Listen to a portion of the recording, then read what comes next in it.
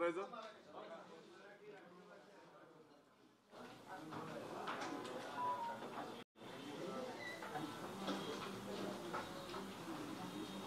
शालेय शिक्षण विभागाच्या माध्यमातून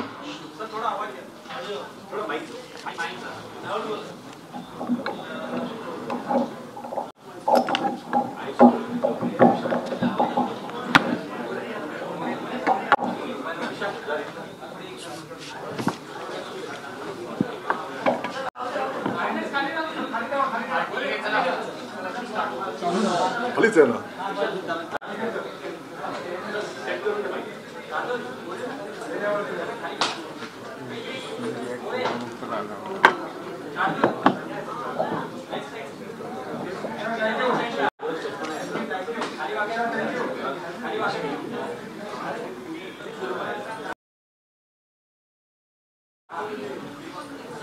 शालेय शिक्षण विभागाच्या गेल्या काही महिन्यांच्या पासून आणि त्यात आपल्याला माहिती आहे की माननीय मुख्यमंत्री महोदय देवेंद्रजी फडणवीस साहेबांनी प्रत्येक विभागाला एक 100 दिवसांचा कार्यक्रम त्या ठिकाणी दिलेला होता. म्हणजे विभागाने कार्यक्रम सादर केला आणि त्याची प्रभावी अंमलबजावणी झाली पाहिजे. या संदर्भामध्ये शिक्षण विभागाच्या माध्यमातून सगळ्यात महत्त्वाचा निर्णय केला गेला. जे आपल्या राज्याचे गरजा महाराष्ट्र माझा राज्यगीत म्हणून घोषित करण्यात आलेले आहे.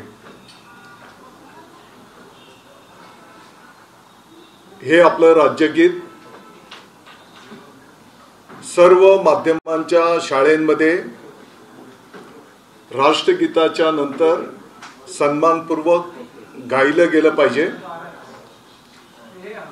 आणि या नियमाची प्रभावी अंमलबजावणी प्रत्येक शाळेमध्ये कशी होईल त्याचं नियोजन त्या ठिकाणी करण्यात आलं. दुसरा विषय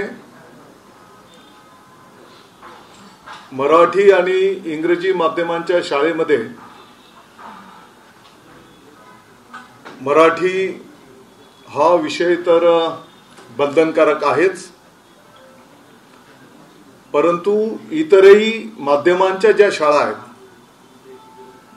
त्या शाळांमध्ये मराठी हा विषय बंधनकारक आणि त्याची प्रभावी अंमलबजावणी झाली पाहिजे. त्या शाळेमध्ये मराठी शिकवणारे जे कोण आपले शिक्षक बंधू भगिनी असतील त्यांनी मराठी भाषेतनं ती पदविका घेतलेली असली पाहिजे, हे सुद्धा त्या ठिकाणी सूचित करण्यात आलेलं आहे. दुसरा, विद्यार्थ्यांच्या दृष्टिकोनातून शिक्षणाच्या दृष्टिकोनातून त्या शाळेच्या आवारामध्ये त्या ज्या काही भौतिक सुविधा आपल्याला देणं अपेक्षित आहे. साधारणपणे शुद्ध आणि स्वच्छ पिण्याचं पाणी, स्वच्छतागृह चांगलं असलं पाहिजे. त्या शाळेच्या खोल्या इमारती जिथे दुरुस्त करण्याची आवश्यकता असेल, कुठे नवीन बांधण्याची आवश्यकता असेल, त्याच्यासोबतच मग वाचनालय असेल, प्रयोगशाळा असेल, खेळाचं मैदान असेल, इतरही सुविधा कशा पद्धतीने आपल्याला निर्माण करून देता येतील आणि या सुविधा कोणत्या कोणत्या हेडमधून आपल्याला यासाठी निधी उपलब्ध करून ही कामं पूर्ण करता येतील याचंही नियोजन त्या ठिकाणी करण्यात आलं. आणि मला वाटतं की या संदर्भातला शासन निर्णय 16 एप्रिलला त्या ठिकाणी प्रदर्शित करण्यात आलेला आहे. की कोणत्या हेडच्या माध्यमातून कोणती कामं आपण करू शकतो आणि या संपूर्ण भौतिक सुविधा आपण कशा पद्धतीने, मग ते आपली जिल्हा परिषदची शाळा असेल, नगर पंचायत असेल, नगरपालिका असेल, महानगरपालिका असेल, या सर्व शाळांच्यासाठी हे परिपत्रक शासन निर्णय त्या ठिकाणी निर्गमित करण्यात आलेला आहे. शाळेंना भेटी देणं, शालेय शिक्षण मंत्र्याच्या पासून तर आमचे केंद्र प्रमुखांच्या पर्यंत, की जेणेकरून त्या शाळेत गेल्याच्या नंतर तिथले काय अडीअडचणी आहेत, तिथे काय कमतरता आहे, त्याच्यासाठी काही सुधारणा आपल्याला करता येईल. मला वाटतं की फील्डवर गेल्याच्या नंतर आपल्याला प्रत्यक्ष अनेक बाबी कळत असतात आणि म्हणून तो एक कार्यक्रम विभागाच्या वतीने आखण्यात आलेला आहे आणि अनेक शाळांना आमचे राज्यमंत्री महोदय असतील, आमचे सचिव महोदय असतील, आमचे आयुक्त महोदय असतील, वरिष्ठ अधिकारी असतील, त्या ठिकाणी भेटी देऊन त्याच्यामध्ये त्यांच्या अडीअडचणी समजून घेऊन त्याच्यातनं मार्ग काढणं किंवा संबंधित लोकांना ते प्रश्न सोडवण्याच्या संदर्भामध्ये मार्गदर्शन केलं जात आहे. आपण बघितलं असेल की नुकत्याच 10वी आणि 12वीच्या ज्या परीक्षा संपन्न झाल्या त्यामध्ये कॉपीमुक्त परीक्षा अभियान हे त्या ठिकाणी राबवलं गेलं. स्वतः माननीय मुख्यमंत्री महोदय फडणवीस साहेब, माननीय मुख्य सचिव महोदया यांनी संपूर्ण राज्य पातळीवरचे जिल्हाधिकारी असतील, SP असतील, शिक्षण विभागाचे अधिकारी असतील, VC द्वारे संवाद साधून त्यामध्ये जाणीवपूर्वक लक्ष घातलं गेलं. माझा असा दावा नाही की 100% हे अभियान यशस्वी झालं असेल, परंतु संपूर्ण राज्यातनं जर आपण प्रतिक्रिया बघितल्या तर अतिशय सकारात्मक प्रतिक्रिया आपल्याला दिसून येतील. आणि याच्या पाठीमागची भावना एवढीच होती की विद्यार्थ्यांनी अभ्यासाकडे वळलं पाहिजे. त्यातल्या त्यात जे विद्यार्थी कष्टपूर्वक अभ्यास करतात, शिक्षक बंधू भगिनी ज्ञानदानाचं पवित्र कार्य करतात, तर त्यांना पण त्या ठिकाणी न्याय मिळाला पाहिजे. अशा प्रकारचं प्रतिबिंब या काळामध्ये आपल्याला सगळ्यांना दिसून आलेलं आहे. आणि पुढच्या काळामध्ये ज्या शाळेंमध्ये आता कुठे कॉपीच्या केसेस झाल्या असतील तर पुढच्या काळात त्या शाळेंना परीक्षा केंद्र म्हणून मान्यता दिली जाणार नाही. हे पण त्या काळामध्ये घेतलेल्या निर्णयाची अंमलबजावणी पुढच्या काळात केली जाणार आहे. साधारणपणे सर्व शाळा आणि अंगणवाडी जे काही आपल्या आहेत केंद्र, तर MR-SAG द्वारा जिओ टॅगिंग करणं हे एक काम त्या ठिकाणी अपेक्षित होतं. आणि या संदर्भातला जिओ टॅगिंगच्या संदर्भातला ॲप आजच माननीय मुख्यमंत्री महोदय आणि माननीय उपमुख्यमंत्री महोदयांच्या शुभ हस्ते त्या ठिकाणी लॉन्च करण्यात आलेला आहे. आणि यामध्ये साधारणतः राष्ट्रीय शैक्षणिक जे धोरण आहे 2020च्या पासूनचं पहिलीच्या पाठीमागचे 2 वर्ग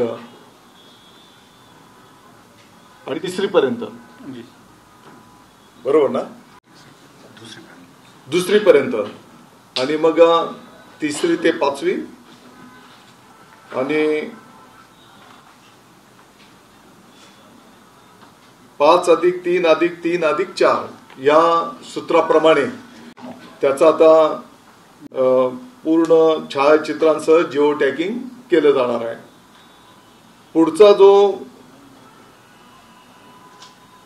शाळेंना भौतिक सुविधा देण्याच्या संदर्भातला निर्णय मी आपल्याला या ठिकाणी दाखवलेलाच आहे। साधारणपणे येणाऱ्या काळामध्ये राज्यव्यापी पीएम श्रीच्या धर्तीवर सीएम श्री एक केंद्र पातळीवर एक शाळा आदर्श शाळा म्हणून विकसित केली जाईल।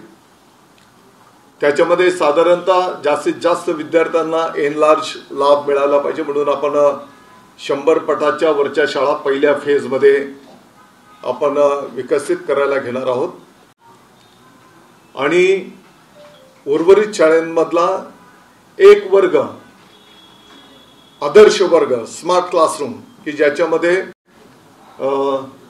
डिजिटल सुविधांसह सर्व सुविधा या ठिकाणी आपण उपलब्ध करून देणार आहोत आणि शिक्षण विभागाचे राज्यव्यापी साधारणपणे 8 विभाग आहेत आणि त्या प्रत्येक विभागामध्ये एक वैशिष्ट्यपूर्ण शाळा त्या ठिकाणी आपण सुरू करायला घेणार आहोत। उदाहरणार्थ काही विद्यार्थी खेळामध्ये त्यांचं प्रावीण्य असतं तर राज्यव्यापी स्पर्धेतनं जे विद्यार्थी खेळांमध्ये प्रावीण्य दाखवतात तर अशा विद्यार्थ्यांच्यासाठी निवासी व्यवस्था करून म्हणजे त्या खेळांचं त्यांना ॲडिशनल जे काही शिक्षण असेल त्याचे जे काही शिक्षक असतील कोच असतील त्या सर्व सुविधा त्यांना उपलब्ध करून दिल्या जातील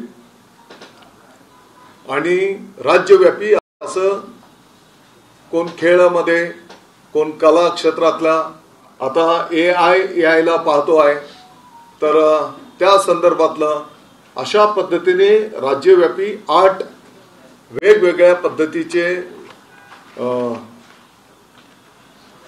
आनंद गुरुकुल माध्यमातून आपण ह्या निवासी स्पेशालिटी शाळा रेग्युलर शिक्षणाच्या सोबत ॲडिशनल ते स्पेशालिटी शिक्षण देणं अशा पद्धतीने मार्गक्रमण आपण त्या ठिकाणी करणार आहोत आणि या संदर्भातला अभ्यास करण्याच्यासाठी त्या ठिकाणी शासन निर्णय पण निर्गमित करण्यात आलेला आहे।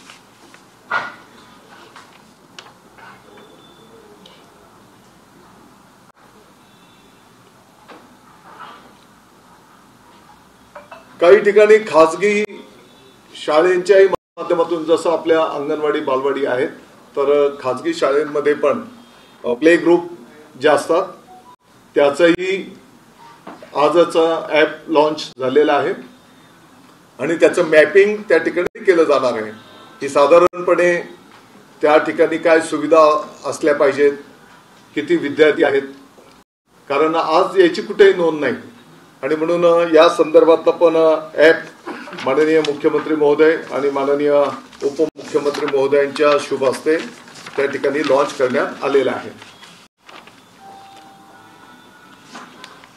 पाठीमागच्या काळामध्ये या विषयामध्ये या विभागामध्ये मार्गक्रमण करीत असताना सर्वसाधारणपणे आपल्या शिक्षक बंधू भगिनींच्या ज्या काही संघटना आहेत त्या संघटनांशी एक बैठक आयोजित करण्यात आलेली होती आणि साधारणपणे 65 संघटनांनी त्या चर्चामध्ये सहभाग घेतला। त्यांच्याकडनं अनेक अडचणी, काही चांगल्या सूचना आणि या विभागामध्ये आणखी आपण कशा पद्धतीने चांगलं पुढे नेऊ शकतो अशा चांगल्या बाबी समोर आल्या होत्या।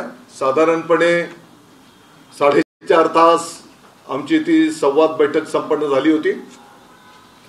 त्याच्यातला एक प्रमुख विषय होता की शिक्षक बंधू भगिनींना शिक्षणाच्या व्यतिरिक्त इतर खूप कामं त्यांच्यावर असतात आणि म्हणून ती इतर अशैक्षणिक कामं कशी कमी करता येतील या संदर्भामध्ये एक समिती गठीत करण्यात आलेली होती।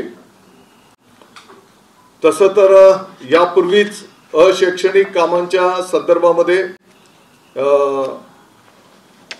एक शासन निर्णय निर्गमित करण्यात आलेला आहे आणि त्याच्यामध्ये अशैक्षणिक कामं कोणती, शैक्षणिक कामं कोणती हे स्पष्टपणे नमूद करण्यात आलेलं आहे आणि म्हणून त्या शासन निर्णयाची प्रभावी अंमलबजावणी प्रत्येक विभागामध्ये कशी करता येईल आणि मुख्य सचिवांच्या पातळीवरून प्रत्येक विभागाच्या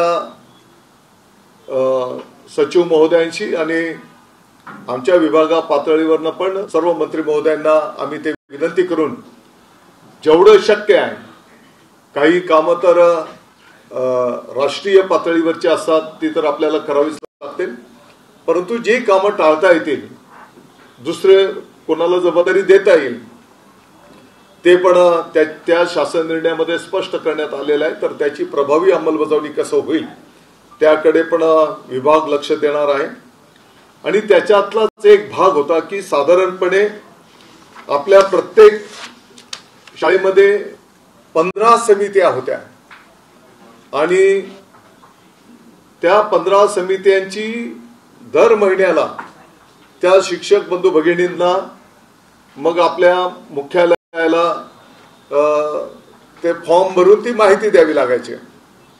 काही समित्यांचं त्रिमासिक माहिती असेल, परंतु त्याच्यामध्ये त्यांचा खूप वेळ जायचा आणि म्हणून समितीने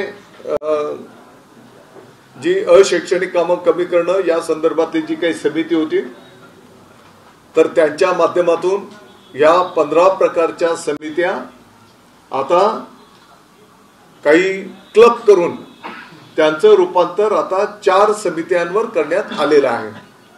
त्याचाही शासन निर्णय त्या ठिकाणी 16 एप्रिलला निर्गमित करण्यात आलेला आहे।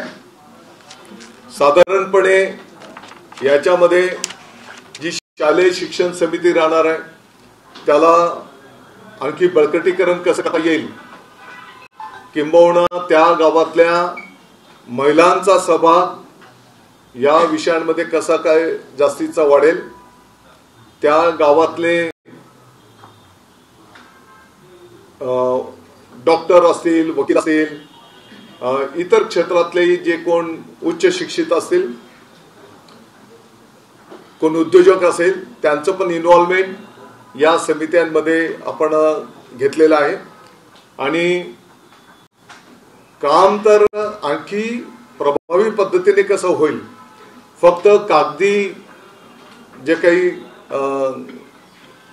वारंवार माहिती द्यावी लागायची, साधारणपणे 15 समित्यांची माहिती आता फक्त 4 समितींच्या माध्यमातून त्या ठिकाणी द्यावी लागणार आहे। मला वाटतं की आनंद गुरुकुलच्या संदर्भामध्ये मी माहिती आपल्याला दिलेली आहे। याच्या सोबतच पाठीमागच्या काळामध्ये अनेक शिक्षक बंधू भगिनींची अशैक्षणिक कामं कमी करत असताना विद्यार्थ्यांना त्यातल्या त्यात आनंददायी गुणवत्तापूर्ण शिक्षण कसं देता येईल याही संदर्भामध्ये अनेक आमचे शिक्षक बंधू भगिनी असे आहेत की ते समर्पित पद्धतीने काम करतायत। आपल्यालाही अनुभव आहे की अनेक शाळांमध्ये कदाचित पद्धती थोडी वेगवेगळी असेल, परंतु त्यांची जी काही गुणवत्ता आहे त्या गुणवत्तेचा उपयोग त्या शाळेपुरतं मर्यादित न राहता इतर शाळांमध्ये पण आपल्याला त्यांच्या त्या गुणवत्तेचा फायदा कसा करून घेता येईल या दृष्टिकोनातून साधारणपणे जे प्रतिकूल परिस्थितीमध्ये शिक्षक बंधू भगिनींनी काम उभं केलेलं आहे, कोणी लोकांचा सहभाग वाढवलेला आहे, कोणी पटसंख्या वाढवलेली आहे, काहींनी भौतिक सुविधा खूप मोठ्या प्रमाणात चांगल्या पद्धतीने केलेल्या आहेत, काही शिक्षक शाळेचे विद्यार्थी वेगवेगळ्या क्षेत्रांमध्ये परीक्षांमध्ये पुढे जात आहेत. तर अशा आदर्श शिक्षकांचं आता नोंद करण्याच्या संदर्भामध्ये त्या ठिकाणी साधारणपणे तालुका पातळीवर, जिल्हा पातळीवर जिल्हाधिकारी महोदय, जिल्हा शिक्षण अधिकारी सीओ यांच्या माध्यमातून एक समिती गठीत केली गेलेली आहे आणि त्या जिल्ह्यातील असे आदर्श शिक्षक बंधू भगिनी, त्याच्यासोबतच ज्या ग्राम शिक्षण समित्या आहेत की जे चांगलं काम करतायत, अनेक शिक्षण तज्ज्ञ आहेत की जे शिक्षण क्षेत्राला सपोर्ट मार्गदर्शन चांगलं करतायत, त्याच्यासोबतच अनेक शैक्षणिक संस्था पण अशा आहेत की ज्या चांगलं काम करतायत, यांची नोंद त्या ठिकाणी करून घेतली जाईल आणि मला वाटतं की त्यांच्या ज्ञानाचा उपयोग इतरही शाळांना, इतरही विद्यार्थ्यांना त्या ठिकाणी करून घेतला जाणार आहे.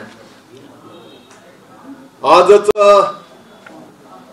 माननीय आदिवासी विकास मंत्री महोदय उईके साहेब, माननीय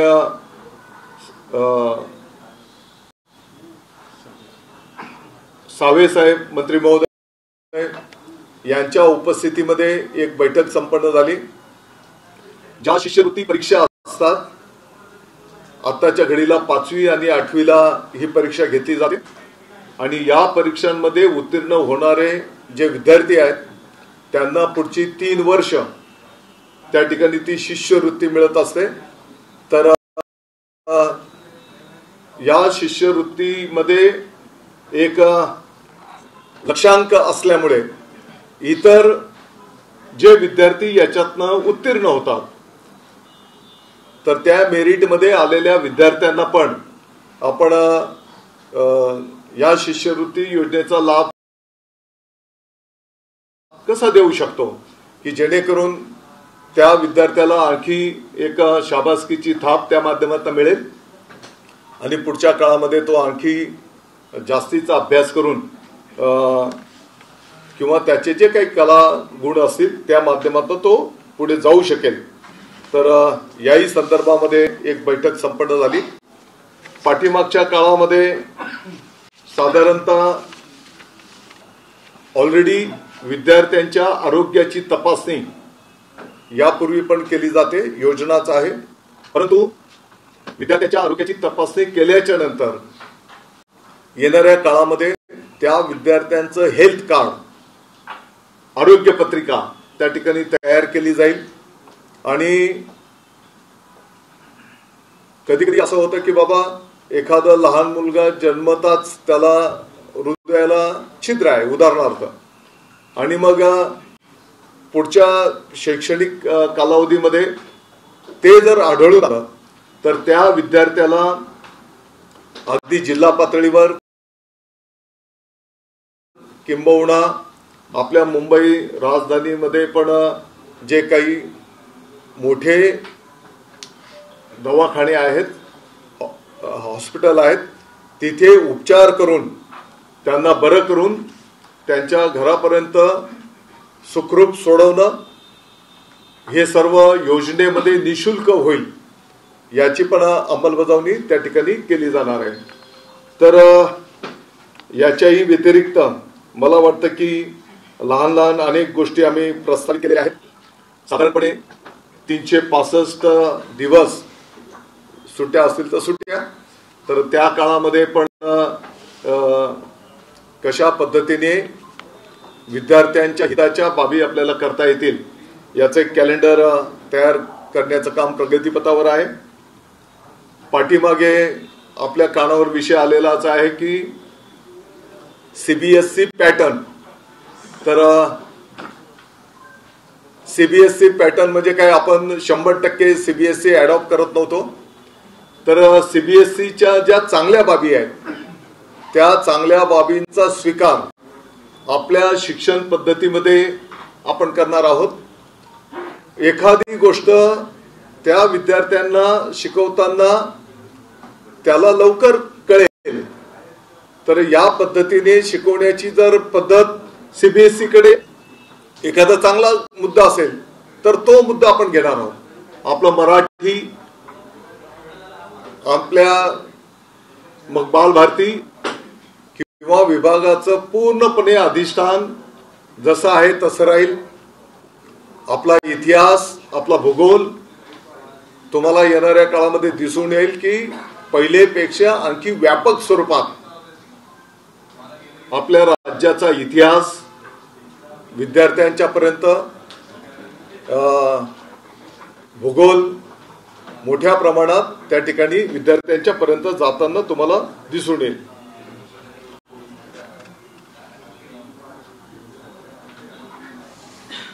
तर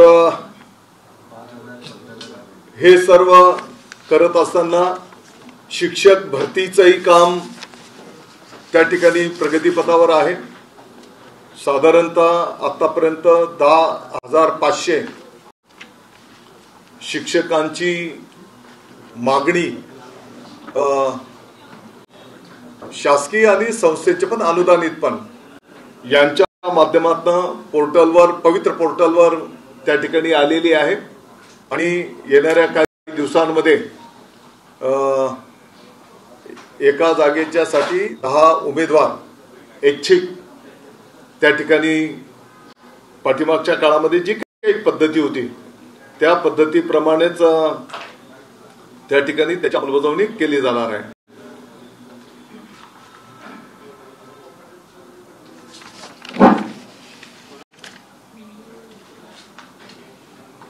जे शिक्षक बांधव, जसं मी बोललो, काही अधिकारी, त्याच्यासोबतच ग्राम शिक्षण समित्या, काही चांगल्या संस्था आहेत, काही शिक्षण तज्ञ आहेत. तर येणाऱ्या काळामध्ये यांचा गौरव हा त्या ठिकाणी विभागाच्या वतीने संपन्न होईल. विद्यार्थ्यांच्यासाठी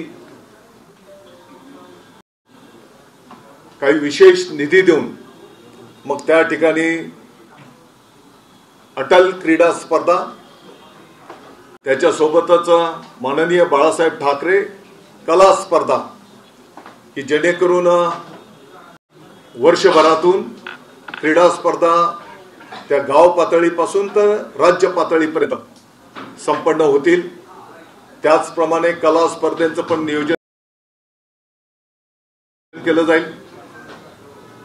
त्याच्यासोबतच आम्ही जे आमचे शिक्षक बंधू भगिनी आहेत यांच्यासाठी पण या स्पर्धा आयोजित करण्याचा त्या ठिकाणी नियोजन करायला घेतो आहोत.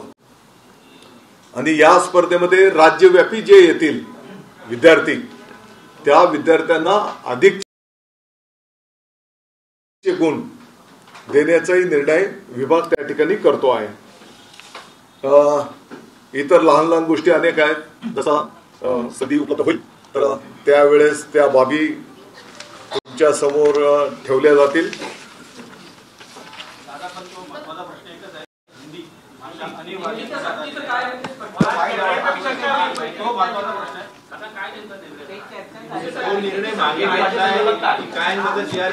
आता त्याच विषयावर आलो. हा विषय आधी झाला असता तर हे तुम्ही ऐकून घेतलं नसतं. सांगतो ना.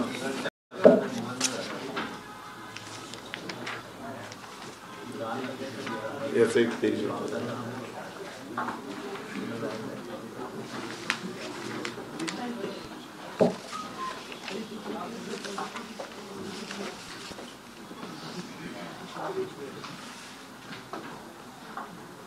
पहिली गोष्ट तर मी अतिशय स्पष्टपणे नमूद करतो, हिंदी भाषेच्या संदर्भामध्ये केंद्राकडून काही थोपवलं जात आहे अशी जी काही ठिकाणी चर्चा होते तर असा कुठलाही भाग त्या ठिकाणी नाही.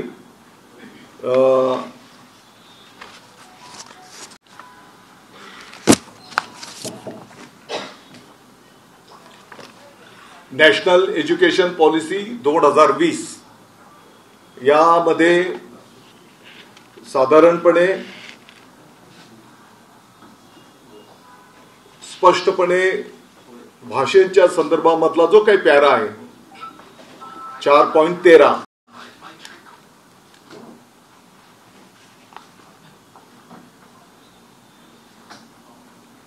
त्याच्यामध्ये स्पष्ट नमूद करण्यात आलेलं आहे, the 3 language formula will continue to be implemented while keeping in mind the constitutional provisions,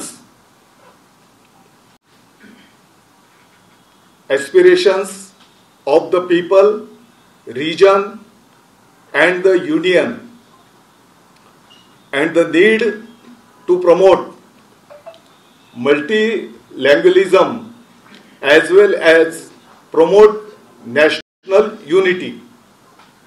However, there will be a greater flexibility in the 3 language formula and no language will be imposed on any state. The 3 languages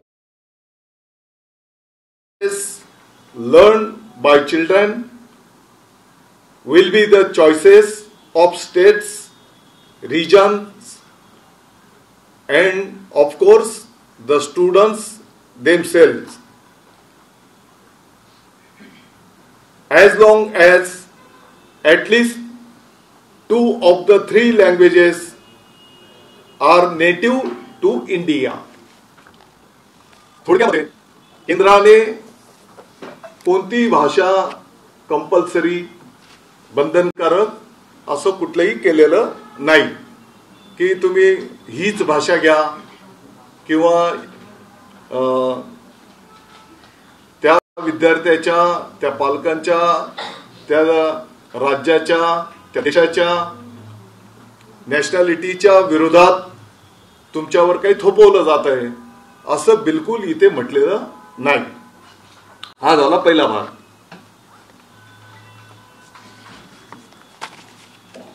आता हे 2020 शैक्षणिक धोरण आहे.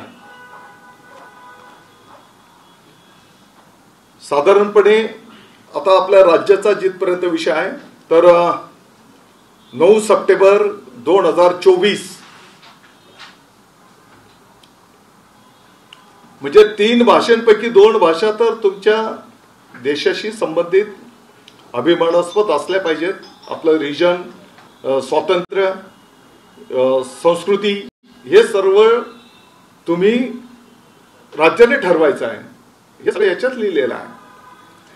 तर साधारणपणे 9 September 2024 ला राज्य सुकाणू समितीच्या बैठकीमध्ये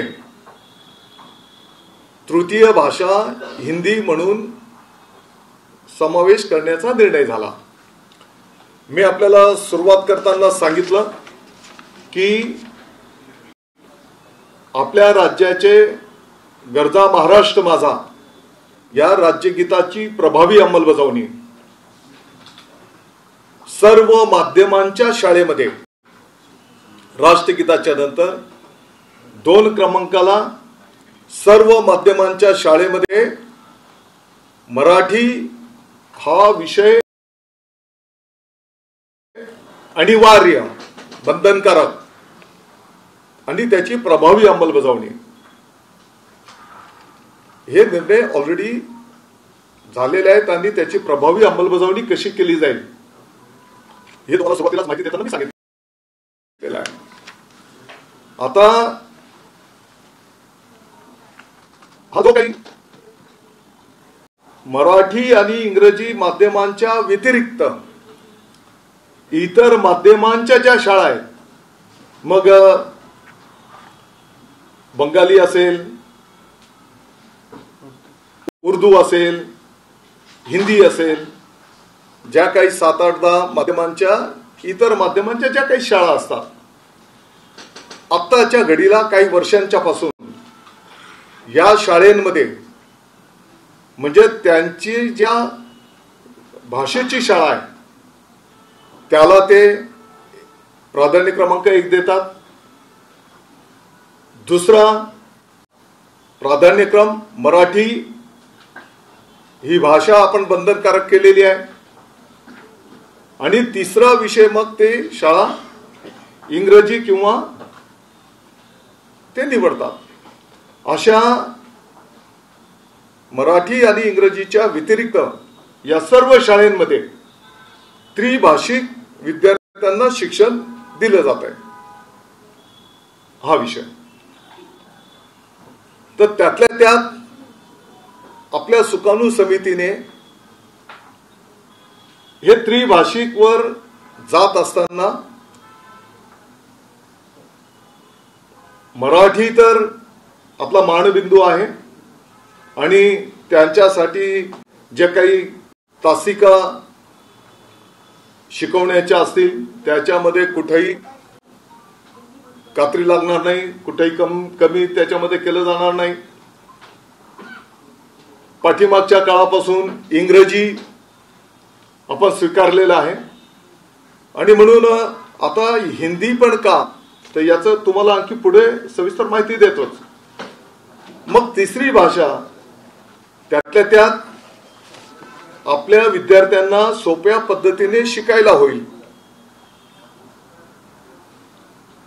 आपण जर बघितलं मराठी आणि हिंदीची देवनागरी लिपी बऱ्यापैकी त्याच्यामध्ये साम्य आहे. जे आपले शिक्षक बंधू भगिनी आहेत त्यांना हिंदी शिकवणं विद्यार्थ्यांना हा पण काही फार मोठा म्हणजे अवघड विषय नाही. किंबहुना त्यांनी ऑलरेडी शिक्षण त्याचं घेतलेलंच आहे. आणि म्हणून आत्ताच्या घडीला जो काही शासन निर्णय आपला निर्गमित झाला त्याच्यामध्ये 16 एप्रिल 2025 तर साधारणपणे मराठी हा तर आपला मानबिंदू आहे. मी परत रिपीट करतो की त्याचं कुठलंही एक तासिका पण कमी होणार नाही. तो पूर्ण विषय जसं आपण मराठी इंग्रजी माध्यमांमध्ये आणि इतर माध्यमांमध्ये बंधनकारक ऑलरेडी केलेलाच आहे तर त्याला प्रथम क्रमांक प्राधान्य तर असणारच आहे. 2 क्रमांकाला इंग्रजी आपण स्वीकारलेलं आहे, यापूर्वी स्वीकारलेलं आहे. आणि मग 3 क्रमांकाला हिंदी हे तृतीय भाषा म्हणून आपण या शासन निर्णयाप्रमाणे स्वीकारलं. ही वस्तुस्थिती आहे, ते काही आम्ही नाकारत नाही. आणि म्हणून मला वाटतं की या हिंदीचा फायदा म्हणजे विद्यार्थ्यांना शिकवणं हे शिक्षकांना पण सोपं होईल. त्याच्यासोबतच विद्यार्थ्यांना पण जसं माध्यम असतात कानावर हिंदी भाषिक शब्द दैनंदिन जीवनामध्ये पडतच असतात. किंबहुना परिसरामध्ये पण कुठे संवाद साधताना हिंदी कानावर येत असते. आणि म्हणून विद्यार्थ्यांना पण हिंदी शिकायला त्यातल्या त्यात सोपं जाईल. आणि म्हणून या ठिकाणी आपण हिंदीचा त्या ठिकाणी विचार करण्यात आलेला आहे.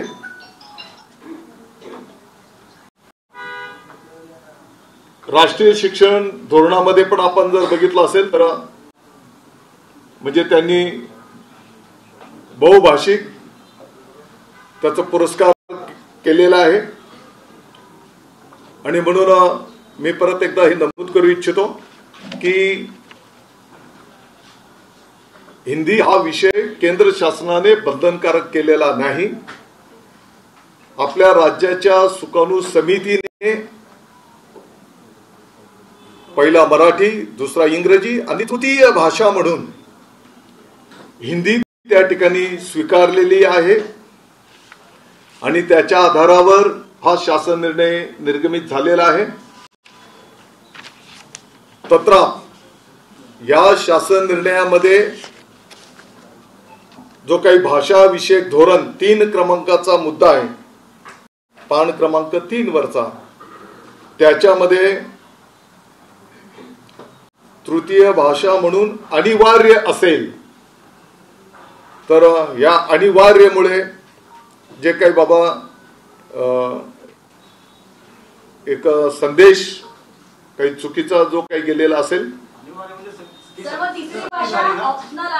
ऐका ना आता बोलतोच मी, आणि म्हणून आता या संदर्भामध्ये आता काही ठिकाणावरनं वेगळ्या भाषेंच्या पण सूचना येत आहेत,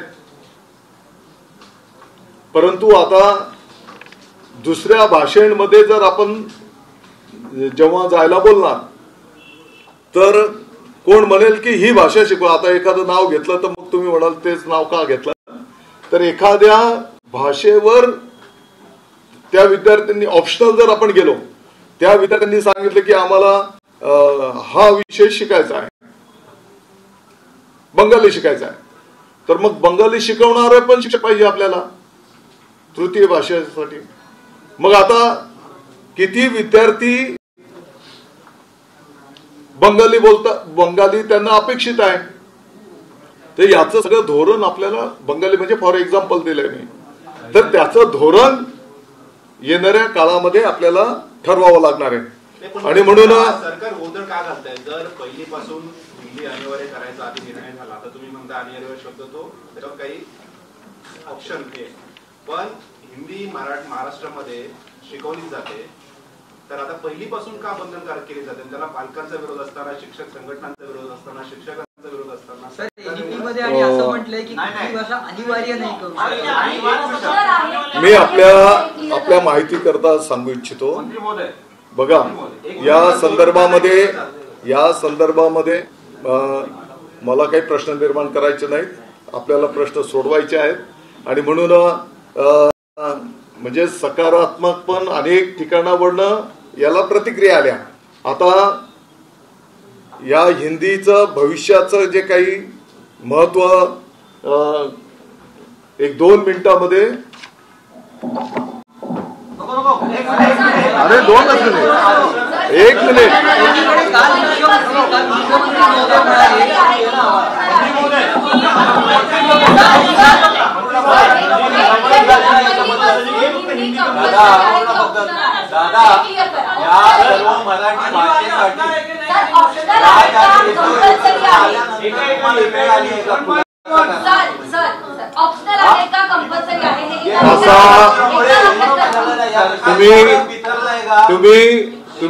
मी तुम्हाला हे 2020 आहे, पण त्याच्यात ऐका ना, भाषा अनिवार्य नाही करू शकत, तेच सांगतोय, तर त्याच्यात कुठे अनिवार्य आहे? आणि म्हणून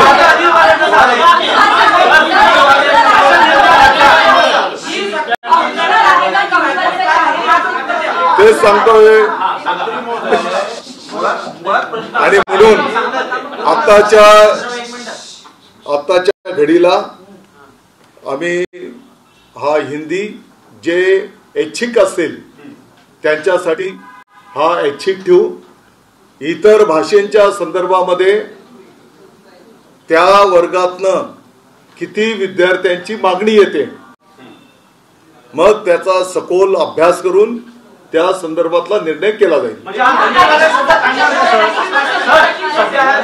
जो अनिवार्य शब्द आहे मग तो वगळला जाणार का? कारण तुम्ही आता म्हणताय की ऐच्छिक असेल. तुमच्या प्रश्नाचंच मी उत्तर दिलंय की जे हिंदीसाठी ऐच्छिक असतील त्यांना मराठी प्रथम, इंग्रजी ऑलरेडी आहेच आपलं, आणि ऑलरेडी हिंदी हा 5वी पासून पुढे आहेच, बरोबर? तेच सांगतोय. तर आता हा तृतीय भाषा म्हणून आपण जे स्वीकारलेला, त्याच्यामध्ये जे ऐच्छिक असतील त्यांना आपण तो देऊ. आता राहिला विषय इतर भाषांच्या संदर्भामध्ये जर कोण इच्छुक असतील तर त्याच्यामध्ये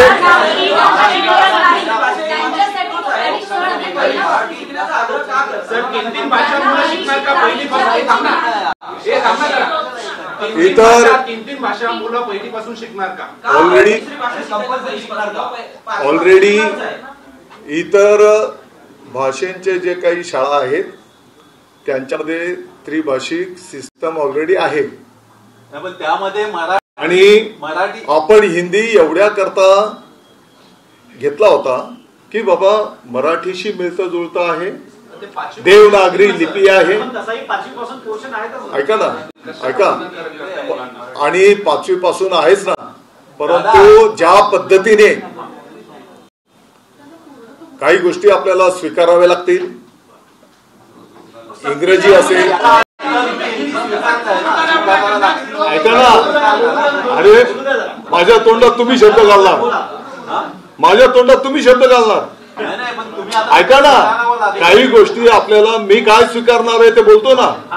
आता मी जरी इथं बसलेलो असेल, होऊ शकतं की याच्यावर टीका टिप्पणी होईल, परंतु ज्या फ्लुएंटली इंग्रजी वाचून व्हायला पाहिजे, कदाचित माझं थोडं कमी आहे, गडीभर बरोबर. तर आपली इंग्रजी का स्वीकारलं त्या काळामध्ये की आपली मुलं त्या स्पर्धेमध्ये टिकली पाहिजेत. हिंदीची कुठली स्पर्धा आहे दादाजी अशी? हिंदीची काय स्पर्धा आहे?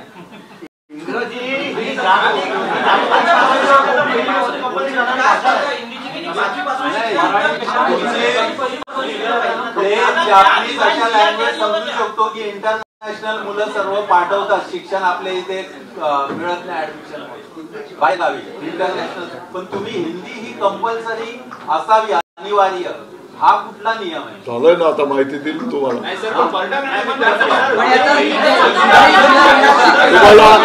तुम्हाला आता माहिती दिली ना, त्याच्या पाठीमागच्या सगळ्या बाबी तुम्हाला सांगितल्या. हो, या संदर्भातला पुढच्या काळामध्ये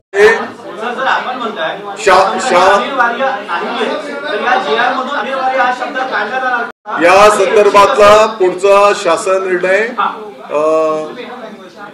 यथावकाश निर्गमित केला जाईल. सुधारित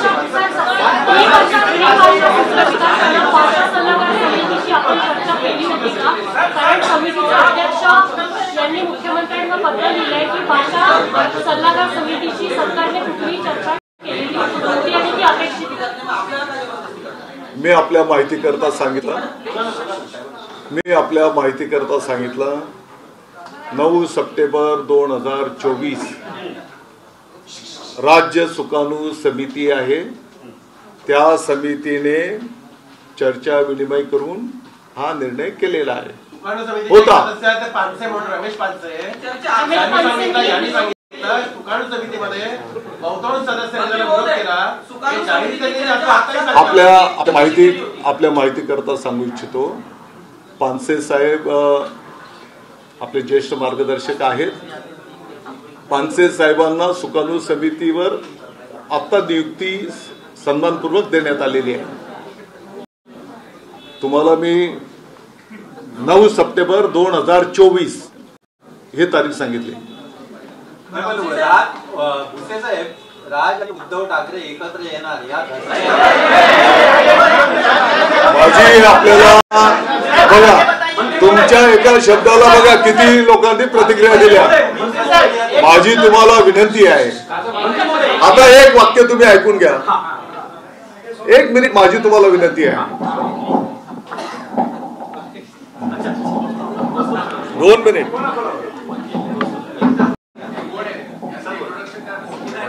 हा, माहिती. राहुल रेखावार, संचालक राज्य शैक्षणिक संशोधन व प्रशिक्षण परिषद. आपण सगळ्यांनी हिंदी विषयी आपल्या सरांना जे पण मुद्दे मांडले, सरांनी त्याचं अगदी व्यवस्थितपणे आपल्याला सविस्तर स्पष्टीकरण दिलंय. याच्या व्यतिरिक्त पण काही आणखी विषय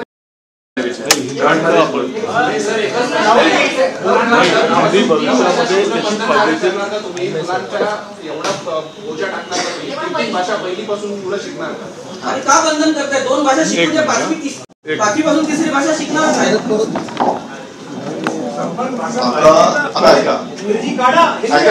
ऐका, मी याच्या पलीकडची माहिती देतो. आपल्या राज्यामध्ये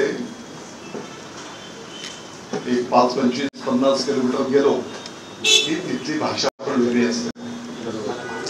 आत्ताच्या घडीला जे आपलं शालेय शिक्षण धोरण आहे त्याच्यामध्ये शक्यतो तिकडची उदाहरणार्थ मी खानदेशला आहे, गडीवर सांगतो, ऐराणी भाषा आहे.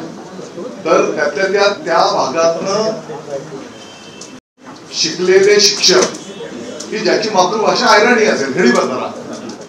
कारण विद्यार्थी तुम्ही म्हणता ते बरोबर आहे, पहिलीमध्ये जेव्हा विद्यार्थी येतो तर तो त्याची जी घरची मातृभाषा आहे, आता भाषा किती आहे, अनेक संख्या आहे, तर त्या भाषेमध्ये पहिले त्याला त्याच्याशी संवाद साधणं,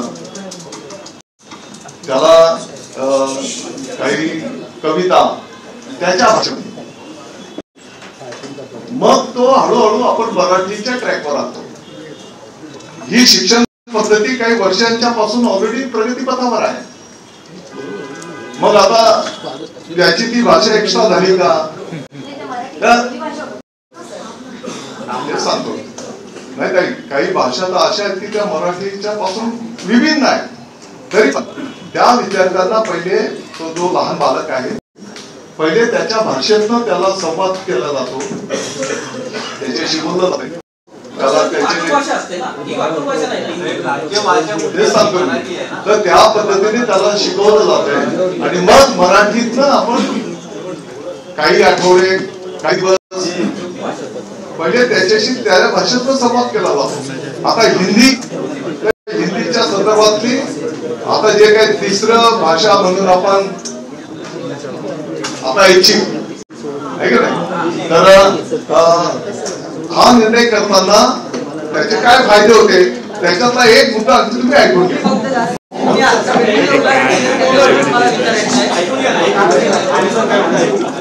माहिती आपण माननीय मंत्री महोदयांनी ज्या पद्धतीने सांगितलं की सप्टेंबर मध्ये जी राज्य सुकाणू समितीची बैठक झाली होती त्या बैठकीमध्ये या विषयाचा निर्णय झाला आणि त्या हिशोबाने राज्य अभ्यासक्रम मराठवाडा शालेय शिक्षण जो वर्ग 3री ते 12वी साठी असतो तो बनवण्यात आला. राज्य अभ्यासक्रम मराठवाडा बनवण्यासाठी सुकाणू समिती ही राज्य शासनाने नेमलेली शिक्षण तज्ञांची समिती आहे, त्यासाठीचे स्वतंत्र GR पण निर्गमित आहे. त्यामुळे या सुकाणू समिती व्यतिरिक्त इतर कोणत्याही समितीसोबत चर्चा करण्याचं बंधन शालेय शिक्षण विभागासोबत नाहीये. परंतु तरीही आम्ही खूप साऱ्या तज्ञांची चर्चा करतो. आपल्या माहितीसाठी पण मी सांगायला मला आवडेल की शालेय शिक्षण राज्य अभ्यासक्रम मराठवाडा शालेय शिक्षण बनवण्यासाठी 450 पेक्षा जास्त शिक्षण तज्ञ होते. आता त्याच्या आधारित जो अभ्यासक्रम बनतोय त्याच्यामध्ये पण 1500 पेक्षा जास्त वेगवेगळ्या विषयांचे आणि वेगवेगळ्या स्तराचे शिक्षण तज्ञ यामध्ये कार्यरत आहेत. त्यामुळे कोणत्याही तज्ञांना न विचारता हा निर्णय नक्कीच झालेला नाहीये. राज्य शैक्षणिक संशोधन व प्रशिक्षण परिषद याच्यामध्ये पण स्वतःचे आपले पूर्ण वेळ काम करणारे शासनाचेच अधिव्याख्याता आणि वरिष्ठ अधिव्याख्याता आहेत प्रत्येक विषयाचे. आपल्या या प्रत्येक कमिटीमध्ये युनिव्हर्सिटीचे तज्ञ अभ्यासक पण असतात. त्यामुळे हा विषय प्रत्येक कृपया समजून घ्या की कोणत्याही तज्ञांची चर्चा न करता झाला असा मुळीच विषय नाही. ही पहिली गोष्ट मी आपल्या सगळ्यांना सांगू इच्छितो.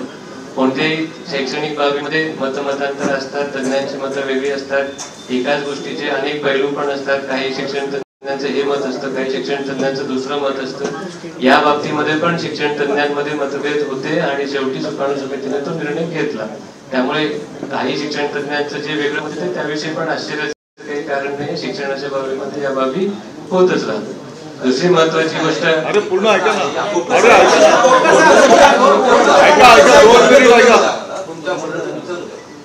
आपण आता जसा मुद्दा मांडला की मुलांना आपण आता 3 भाषांचं बर्डन देणार का, ओझं देणार का, बरोबर आहे. त्याच्यामध्ये अनेक गोष्टी आहेत ज्यावर सुकाणू समितीमध्ये सुद्धा चर्चा झाली होती. पहिला विषय असा की जो मी मागच्या जी माझी प्रेस झाली होती त्यामध्ये पण मांडला होता आणि तो पण सगळ्या पत्रकारांनी पण तिथे मान्य केला, जो आपल्याला पण पटण्यासारखा आहे, जो राष्ट्रीय शिक्षण धोरण मध्ये पण लिहिलेला आहे आणि बालमानस शास्त्राचे सर्वच अभ्यास आहे. अगदी हेच नाही तर ज्या ज्या अभ्यासकांनी शिक्षण तज्ञांनी वर्तमानपत्रामध्ये मागच्या 2 आठवड्यांमध्ये याविषयी लिहिले त्यांच्या स्वतःच्या पुस्तक आणि लेखामध्ये सुद्धा हे मान्य केलेलं आहे की लहान वयामध्ये एकापेक्षा जास्त भाषा सहजपणे शिकतात. आणि त्यामुळे आपण जेव्हा त्यांना एकापेक्षा जास्त भाषा शिकायला सांगतो त्यावेळेस 3री भाषा त्यांच्यासाठी ओझं होणार नाही, त्यांना सहजपणे ती शिकवता येईल याची काळजी पण आपण घेत आहोत. आपल्याला जेव्हा तिसरी भाषा इंट्रोड्यूस करतो तेव्हा हिंदीच का निवडण्यात आली? माननीय मंत्री महोदयांनी आपल्याला याविषयी सविस्तरपणे सांगितलं की हिंदी आणि मराठीमध्ये भरपूर साम्य आहे. आपण फार त्याची स्क्रिप्ट पण सारखी आहे, अनेक शब्द पण सारखे आहेत, वाक्याची रचना पण सारखी आहे, अक्षर आणि ग्रामर मध्ये थोडा बहुत फरक आहे, पण तो ओव्हर अ पिरियड आपण घेऊ. पहिल्याच वर्षी काय आपण त्यांना सगळे ग्रामर शिकवणार. जेव्हा पण आपण सेकंड लेवलची जेव्हा आपण राष्ट्रीय राज्य अभ्यासक्रम आराखडा शालेय शिक्षणाचा आणि जो सिलेबस बनलेला आहे अभ्यासक्रम त्याचा अभ्यास केला तर जो दुसऱ्या स्तराची भाषा असते त्या भाषेचं दुसऱ्या आणि तिसऱ्या स्तराच्या भाषेचा प्रमुख उद्देश असतो श्रवण कौशल्य आणि संवाद. म्हणजे काय? ऐकणे आणि बोलणे, लिहिणे, ग्रामर बरोबर असणं, ऱ्हस्व दीर्घ असणं याच्यावर तेव्हा फार महत्व नसतं. त्यामुळे जेव्हा आपण ही भाषा शिकवू तेव्हा त्यावेळेस विद्यार्थ्यांना आपण पुस्तकं पण या पद्धतीने बनवू की विद्यार्थ्यांना त्याचा फार लोड येणार नाही. श्रवण आणि बोलणं ही संवाद कौशल्य विद्यार्थी सहजपणे शिकू शकतील अशा पद्धतीचीच खात्री आपण पुस्तकं बनवताना पण घेतो. त्यामुळे हा जो आपला प्रश्न आहे की विद्यार्थ्यांना याचं बर्डन होईल का, आम्ही पूर्ण काळजी घेतोय की विद्यार्थ्यांना त्याचं बर्डन वाटणार नाही. आणि दुसरी एक महत्वाची गोष्ट जी आता सांगितली की विद्यार्थ्यांच्या बौद्धिक आणि मानसिक विकासासाठी नवीन नवीन कौशल्य त्यांना शिकवणं, नवीन नवीन अनुभव त्यांना देणं हे आवश्यक आहे. लहान वयापासूनच ते देणं पण आवश्यक आहे. अकॅडमिक सर आपण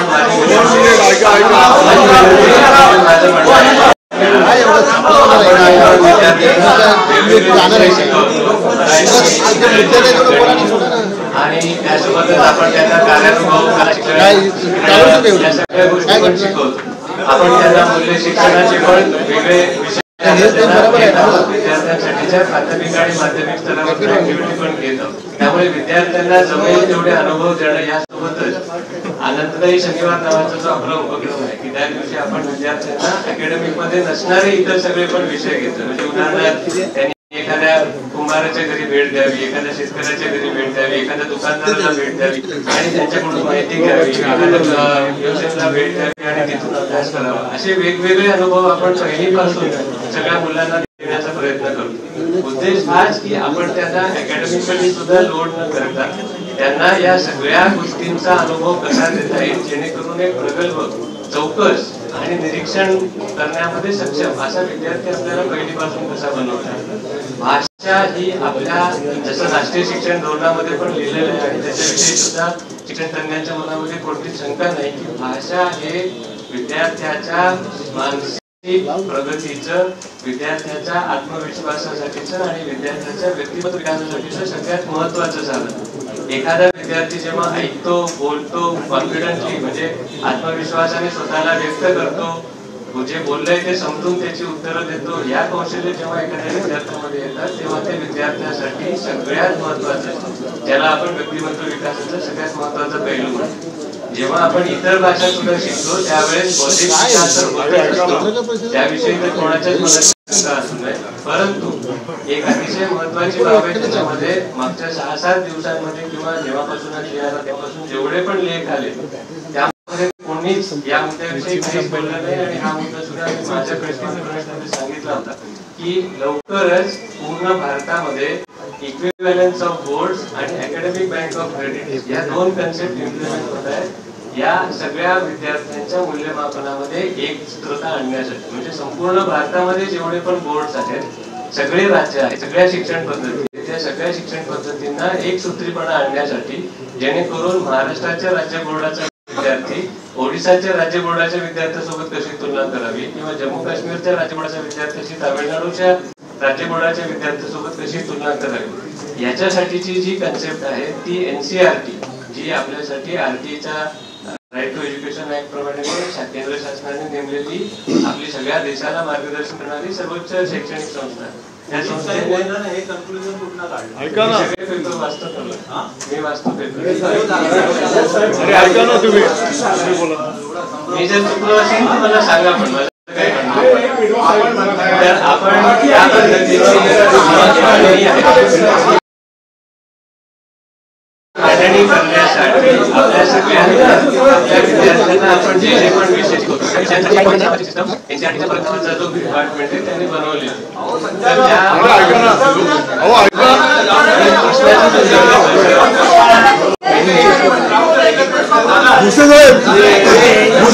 मला माझी तुम्हाला एकच विनंती आहे, ऐका ना, माझी तुम्हाला विनंती आहे काय बसा ना, एक मुद्दा तुम्ही फक्त समजून घ्या. भविष्यामध्ये जेव्हा बोर्ड वाईज कंपॅरिझन होणार आहे त्याच्यामध्ये जेव्हा पॉइंट्स देण्याचा विषय येणार आहे तर त्या विषयांच्या माध्यमातून जेव्हा ते गुण दिले जाणार आहेत भविष्यामध्ये तर त्या काळामध्ये आपले विद्यार्थी जसं पाठीमागच्या काळामध्ये आपण मराठी तर हा आपला स्वाभिमान आहे, बिलकुल कोणाचं दुमत असता कामा नाही, परंतु काही वर्षांच्या पासून जसं आपण इंग्रजी कदाचित जागतिक पातळीवर किंबहुना देश पातळीवर संवाद म्हणून ती भाषा स्वीकारली गेली असेल तर त्याच पद्धतीने तिसरी भाषा याचे पॉइंट्स गुण आपल्या आपण भविष्याच्या विद्यार्थ्यांना ते मिळायला पाहिजे. आता इतर माध्यमाच्या शाळेमध्ये जर तुम्ही बघितलं तर ऑलरेडी त्रिभाषिक सूत्र त्यांनी स्वीकारलेले आहे. मंत्री महोदय, आणि म्हणून राज्य आहे हिंदी भाषिक राज्य, तुम्ही म्हणता मराठी आणि हिंदी मध्ये साम्य आहे, मग हिंदी भाषिक जे राज्य आहे तिथं मराठी तृतीय भाषा असणार आहे का आणि ते काय असेल? मला वाटतं की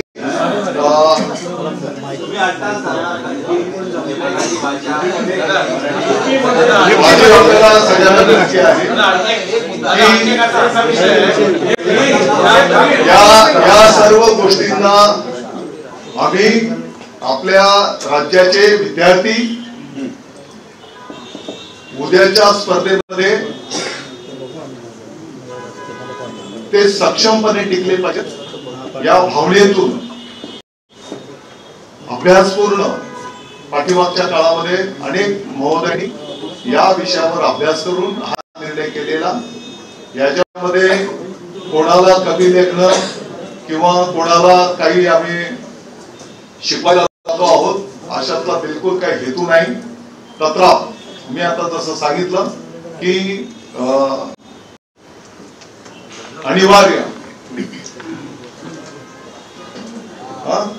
अनिवार्य हा शब्दाला आम्ही स्थगिती करतो आहोत आणि यथावकाश नवीन शासन निर्णय मग वेगवेगळे जसं मी आता बोललो की तृतीय भाषा दुसरा कोण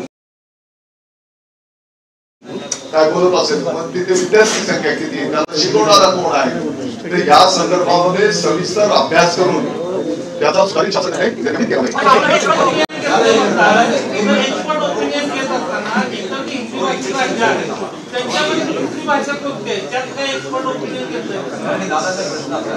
आपल्या राज्यामध्येच आहे, आपल्या मुंबईमध्येच आहे.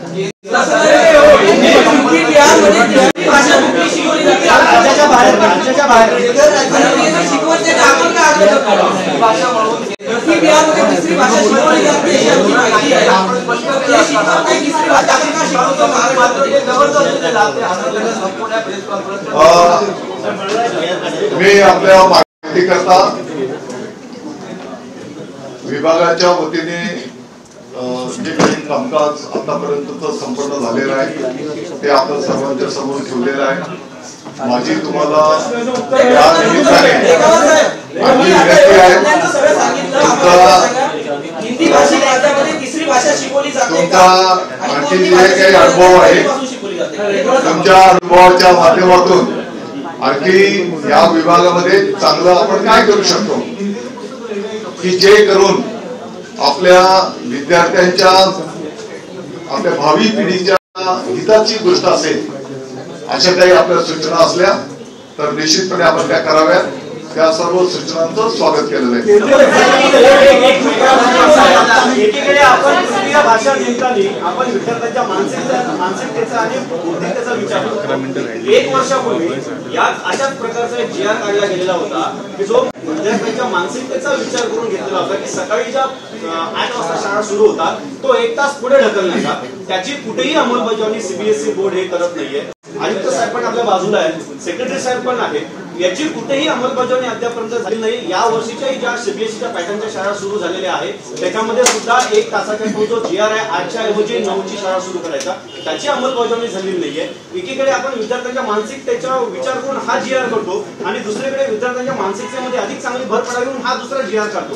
याच्यामध्ये नेमकं डिपार्टमेंट का हे करत नाही? आपण ठीक आहे, आपण ठीक आहे, मी बोलतो ना, मी आता कॉपी बघा, कॉपी मुक्त अभियान मी स्वतः बोललो ना की काही 2-5 ठिकाणी कॉपी बंद झाल्या, बरोबर. पण त्यांचं पुढच्या काळामध्ये आपण त्यांचं केंद्राची त्यांना मान्यता देणार नाही, परीक्षा केंद्राची. आपण जे काही सांगितलं, आता मी सांगितलं राष्ट्रगीताच्या नंतर राज्यगीत, समजा कुठे 2 ठिकाणी ते गायलं जात नसेल तर त्याचं प्रभावी अंमलबजावणी करू आपण. आता आपली जी काही सूचना आहे त्याची पण सूचना म्हणजे आता तुम्ही जो मुद्दा ठेवला त्या मुद्द्याचं विद्यार्थ्यांच्या हिताचं आपण मार्गक्रमण करायला सांगतो. हा निर्णय मान्य करत नाही सर, शिक्षण अधिकाऱ्यावरती कारवाई करायला काही तुमचे नियम पाळत नाही, तुमच्या शिक्षण अधिकाऱ्याला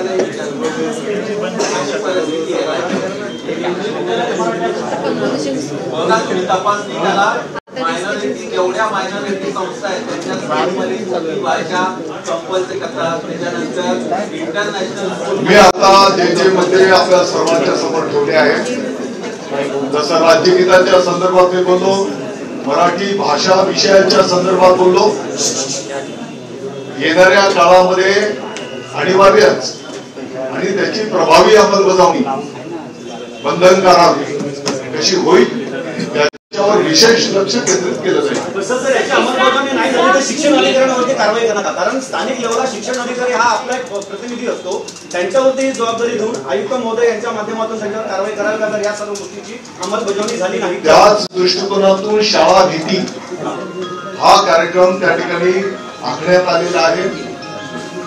त्या शाळेमध्ये या विषयाची अंमलबजावणी केली जाते की नाही, जे कोण करत नसतील तर त्यांना ते करायला भाग पाडलं जाईल.